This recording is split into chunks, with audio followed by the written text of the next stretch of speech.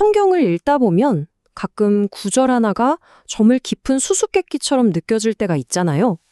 오늘 우리는 마태복음 11장에 나오는 아주 놀라운 이야기를 한번 파헤쳐 볼 건데요. 가장 큰 축복을 받은 사람들이 왜 오히려 가장 큰 책망을 받았는지, 그리고 여기서 말하는 배워야만 찾을 수 있는 것이 과연 무엇인지 같이 알아보겠습니다. 한번 상상해 보세요. 예수님이 행하신 그 엄청난 기적들을 바로 눈앞에서 진짜 누구보다도 많이 본 도시들이 있었어요. 당연히 칭찬받아야 할 것 같지 않나요? 그런데 정말 놀랍게도 그들은 엄청나게 혹독한 책망을 받았습니다. 아니, 기적을 그렇게 많이 보고도 대체 왜 그랬을까요? 바로 이 질문이 오늘 우리가 풀어갈 미스터리의 핵심입니다. 자, 이 수수께끼를 풀기 위해서 우리가 5단계의 여정을 떠나볼 겁니다. 먼저 기적과 책망이라는 이 모순에서 시작해서요. 세상 지혜가 가진 한계가 뭔지 보고 하나님이 숨겨두신 비밀은 또 뭔지 파헤쳐 볼 거예요. 그리고 마침내 쉼으로의 초대를 거쳐서 이래서 배워야 찾을 수 있구나 하는 결론에 다다르게 될 겁니다. 자, 그럼 같이 한번 가보시죠. 네, 그럼 첫 번째 퍼즐 조각부터 맞춰보겠습니다. 어떻게 축복의 상징인 기적이랑 심판의 언어인 책망이 같은 장소, 같은 사람들에게 동시에 존재할 수 있었을까요? 이야기의 배경부터 한번 살펴보죠. 예수님께서 바로 여기 보이는 고라신, 벳세다, 가보나움 이 세 도시를 향해서 아주 강하게 꾸짖으셨어요.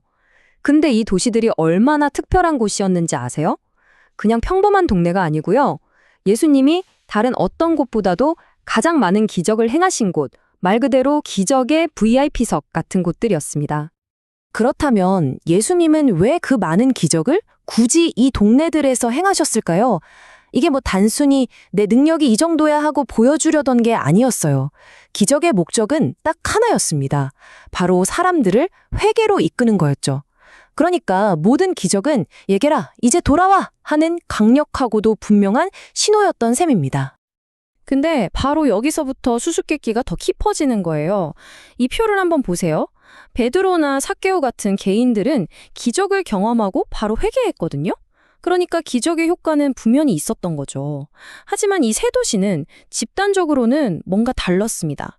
똑같은 기적을 보고도 그들은 회개하지 않았어요. 대체 무엇이 이런 엄청난 차이를 만들어낸 걸까요? 자, 이제 그 결정적인 이유를 한번 파헤쳐 보겠습니다. 해답의 실마리는요, 바로 세상의 지혜와 하나님의 방식 사이의 근본적인 충돌에 있었습니다. 여기서 예수님이 정말 놀라운 말씀을 하십니다. 하나님께서 이 진리를 의도적으로 지혜 있고 똑똑한 사람들한테는 감추셨다는 거예요. 한번 생각해 보세요. 보통 중요한 지식은 똑똑한 사람들한테 먼저 알려지는 게 당연하잖아요. 그런데 여기서는 완전히 정반대입니다. 진짜 이상하지 않나요? 이 표가 바로 그 거꾸로 된 논리를 아주 명확하게 보여줍니다. 세상에서는 비밀이 똑똑한 사람들한테 알려지지만 하나님의 비밀은 오히려 그들에게 감춰지죠. 세상은 무거운 짐을 지고 버티는 걸 성공이라고 말하지만 하나님은 쉼을 찾으라고 하십니다. 힘이나 지위가 아니라 겸손을 통해서 회개에 이르는 것, 모든 게 우리가 아는 세상 방식과는 정반대인 거예요.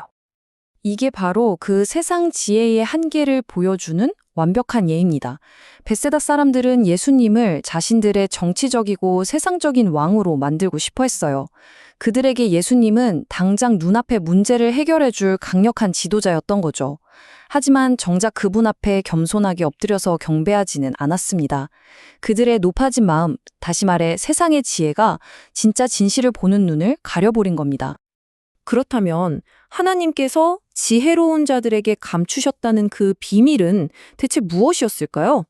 그리고 우리는 그걸 어떻게 찾을 수 있을까요? 그 비밀의 정체는 바로 이겁니다. 진짜 회개에 이르는 길은 우리가 머리 써서 발견하는 게 아니라는 사실이에요. 세상의 지식이나 지혜로는 절대로 찾을 수가 없고요.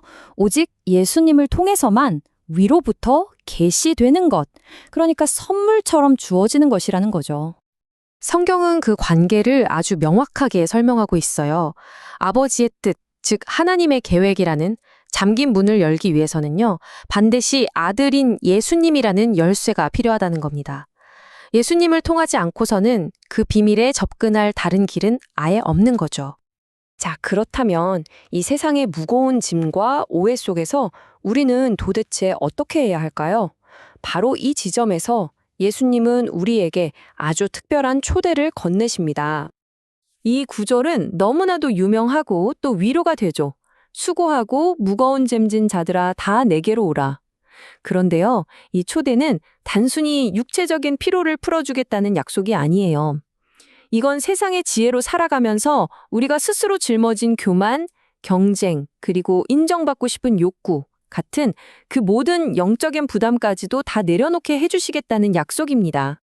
그렇다면 이 놀라운 초대에 응하고 숨겨진 비밀을 찾는 구체적인 방법은 뭘까요? 네, 바로 오늘의 주제, 배워야 찾을 수 있다에 그 답이 있습니다. 예수님은 아주 명확하게 3단계 과정을 제시하세요. 첫째, 내게로 오라고 초대하시고요. 둘째, 내 멍에를 메고 함께 가자고 하십니다. 그리고 가장 중요한 셋째, 내게서 배우라고 말씀하세요. 이 과정을 거칠 때 비로소 우리는 진짜 쉼을 얻게 되는 겁니다.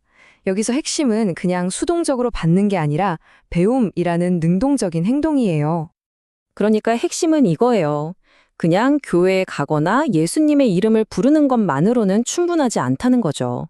우리는 적극적으로 그분의 제자가 되어서 배워야 합니다. 그분이 어떻게 사랑하셨는지, 어떻게 용서하셨는지, 그분의 삶의 방식 전체를 배우고 따라야 한다는 뜻입니다. 바로 이 배움의 과정이 정말 놀라운 변화를 일으킵니다. 그분의 말씀이 우리를 다스리시기 시작하면요, 우리의 교만한 마음은 겸손해지고요, 그리고 마침내 하나님이 숨겨두셨던 바로 그 회개를 발견하게 되죠. 더 나아가서 하나님을 알면 알수록 더 알고 싶어지는 그런 선순환이 시작되는 겁니다. 기적을 보고도 책망받았던 도시들의 이야기는 오늘 우리에게 정말 중요한 질문을 던집니다. 혹시 우리도 세상의 지혜라는 안경 때문에 하나님이 바로 눈앞에 보여주시는 그 소중한 진리를 놓치고 있는 건 아닐까요? 오늘 하나님이 바로 당신을 위해 숨겨 두신 그 특별한 발견은 과연 무엇일까요? 겸손한 배움을 통해서 그것을 찾아내는 놀라운 하루가 되시길 바랍니다.